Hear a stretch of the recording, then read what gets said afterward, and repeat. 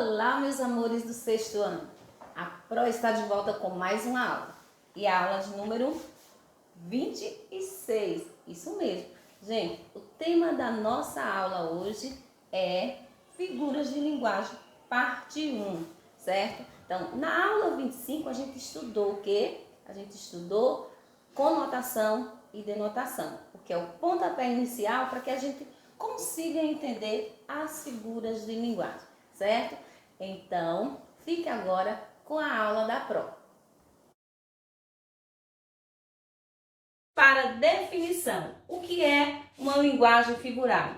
Gente, é o recurso usado pelo falante para quê? Para que esse falante usa esse recurso? Para realçar sua mensagem, tornar ela mais expressiva e bela, ok? Então, a linguagem figurada é usada para isso, usada pelo falante para tornar a sua mensagem mais expressiva e bela.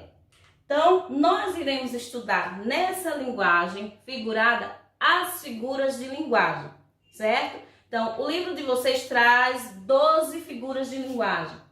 A Pro, nessa parte 1, vai explicar sobre essas 4. Por que só colocou 4? Porque quando a gente chegar aqui em metonímia, o estudo da metonímia ela é mais extensa um pouquinho, ok? Então, as figuras de linguagem que vêm no sentido figurado, nós temos a comparação, a metáfora, a metonímia e a catacrese nessa primeira parte da nossa aula, ok? Então, vamos estudar cada uma separadamente. Observe aqui a frase: meu pai é bravo como um leão, ok? Então, eu tenho a palavra pai e eu tenho a palavra leão. Aqui eu tenho o adjetivo bravo, que eu comparei a braveza do leão a o meu pai, certo? A braveza do meu pai. Então, nessa frase, há uma aproximação de quê? De duas coisas diferentes. Quais são essas duas coisas diferentes? Pai e leão, não é? Então, são duas coisas diferentes. Por quê? Pai e leão, essa aproximação se dá pelo quê? Pela palavra bravo. Então, a aproximação entre as duas coisas diferentes, que é a palavra pai e a palavra leão, se dá pela palavra bravo. Eu comparei o meu pai, que ele é muito bravo, à braveza de um leão. Entre esses termos, há um elemento conector. Qual é esse elemento? A palavrinha como. Então, na comparação, certo? Que é a primeira figura de linguagem que a gente vai estudar, você vai estar sempre comparando dois elementos.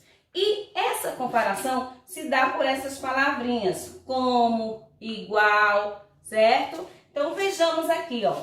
Tem-se, portanto, no exemplo anterior, uma comparação. Eu comparei meu pai com a braveza do meu pai com a braveza de um leão. E lembre-se, sempre a comparação, ela vai vir com esses elementozinhos de comparar. A palavra como, a palavra igual. Olha, observe aqui. A linguagem que torna equivalente duas coisas diferentes. Na comparação, existem palavras de conexão. Quais são essas palavras de conexão? Palavrinha como, igual ou parecido, certo? Então, por que vocês têm que prestar atenção na comparação? Porque a gente vai ver agora a figura de linguagem metáfora. A metáfora, certo? Observe só esse exemplo. Ela é um anjo. Eu fiz uma comparação? Fiz sim. Eu comparei ela a um anjo. Só que a diferença entre metáfora e comparação é que na comparação eu uso aqueles elementozinhos, a palavra como, a palavra igual e a palavra parecido. Na metáfora não. Observe que eu fiz a comparação, mas sem nenhum elemento conector, que são aquelas palavrinhas lá, como, igual, parecido. Então, eu costumo dizer que a metáfora é uma comparação abreviada, certo? Então, a metáfora é a figura de linguagem que estabelece uma relação de semelhança, uma comparação sem a presença das palavrinhas dos seus conectores. Quais são as palavrinhas? Igual, como ou parecido. Então, observe que aqui tem a comparação, mas sem eu precisar, se eu colocar aqui, ela é como um anjo, deixa de ser metáfora e passa a ser comparação. Por quê? Porque eu usei a palavrinha como. E quando eu tiro o como, eu comparo de uma forma abreviada, aí eu vou ter uma figura de linguagem chamada metáfora. Vamos agora para a próxima figura de linguagem. Nós temos a metonímia. Gente, o que é a metonímia? É a figura de linguagem que consiste em usar uma palavra por outra com a qual se acha relacionada, certo? Observe essa imagem que eu coloquei aqui. Danone. Nós costumamos sempre dizer, hoje eu tomei um Danone, né? Então, isso aqui é uma metáfora. Por quê? Aliás, é uma metonímia, desculpa, achei que ainda estava em metáfora. É uma metonímia, por quê?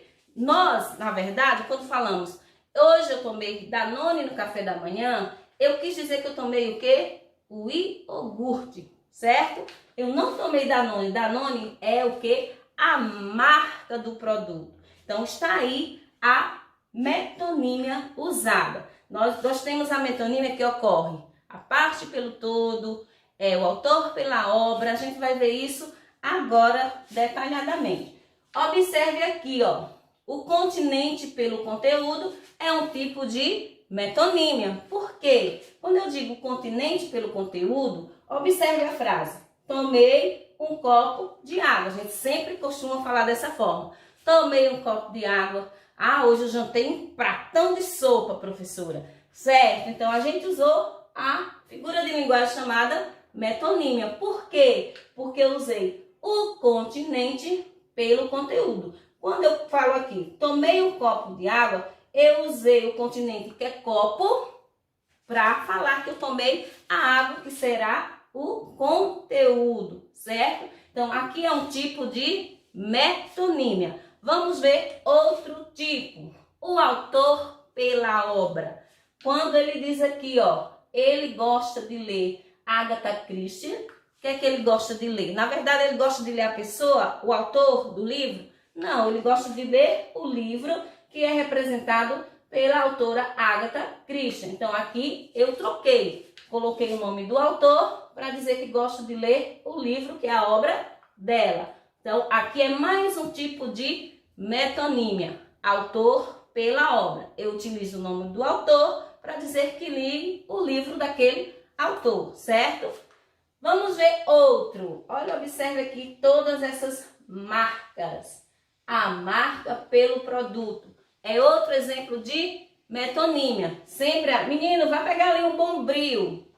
Certo? A gente usa, as mães da gente, pega ali um Bombril para mim, por favor, fulano.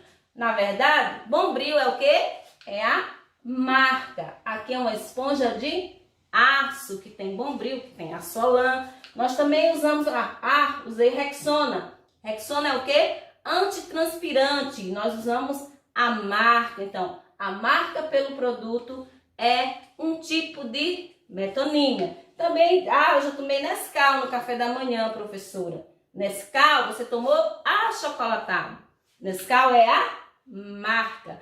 Então, aqui é um tipo de metonímia. Observem vocês aí que nós utilizamos sempre a metonímia no nosso dia a dia, né? A gente não se depara, não se dá conta disso, mas usamos sempre.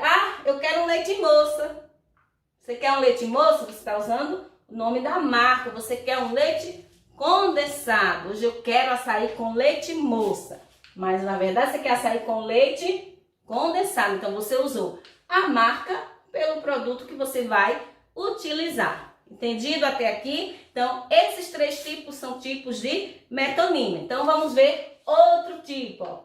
A parte pelo todo. Aqui também é um tipo de metonímia. Professora, parte pelo todo? Observe só a frase, ó. Serão necessárias muitas mãos para construir a casa.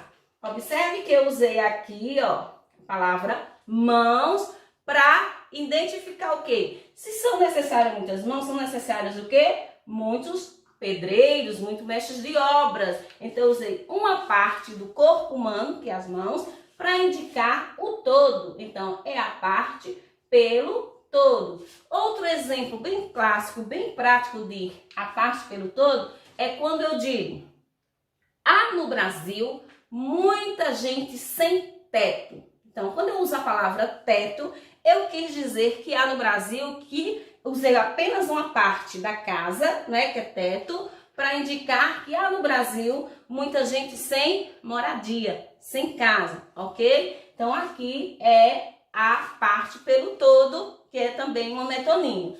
Observe agora, nós terminamos aqui, a parte pelo todo, o estudo da metonímia. Agora a gente vai estudar outra figura de linguagem, que é a catacrese. Professora, o que é catacrese na verdade? Catacrese é uma figura de linguagem em que o falante, o autor, vai utilizar essa figura de linguagem, o quê? É o emprego de um termo figurado por falta de um termo próprio para designar determinadas coisas. Como assim? Quando eu digo, céu da boca. Na nossa boca tem o céu, a gente conhece céu, é o quê? O firmamento lá no espaço, lá em cima, né? Mas a gente sempre costuma dizer, o meu céu da boca hoje tem uma afta no céu da boca, certo? Então, céu da boca é uma catacrese. Foi utilizado essa forma, céu da boca, porque não tinha uma outra palavra para designar essa partezinha da nossa boca, certo? Pode até ter um termo técnico, mas como eu não estudo muito ciências, assim, eu não sei, nós conhecemos sempre essa parte da boca por céu da boca. Então, está aí a catacrese. Observe outros exemplos de catacrese. Nós temos cabeça de prego, nós temos asa da xícara e nós temos o pé da mesa. Porque pé, na verdade, tem o quê? Os seres vivos, seja nós seres humanos, ou às vezes tem os animais têm pata, né? Nós chamamos de pé. Mas nós, seres vivos, nós temos pé, mas mesa não. Então, por não haver um nome próprio para isso, então chamamos de pé da mesa, braço da cadeira, certo? Temos também, depois a gente vai ver que temos também dente de alho. Dente de alho é o quê? É uma catacrese, porque dente é o que nós temos. E o alho, ele não tem dente, na verdade, né? Tem aquela partezinha do alho, mas o alho, quando a gente diz dente de alho, cabeça de alho, nós temos também uma catacrese, certo? Hoje, agora, termina a nossa aula sobre figura de linguagem, parte 1, e voltaremos na próxima aula. Beijo a todos!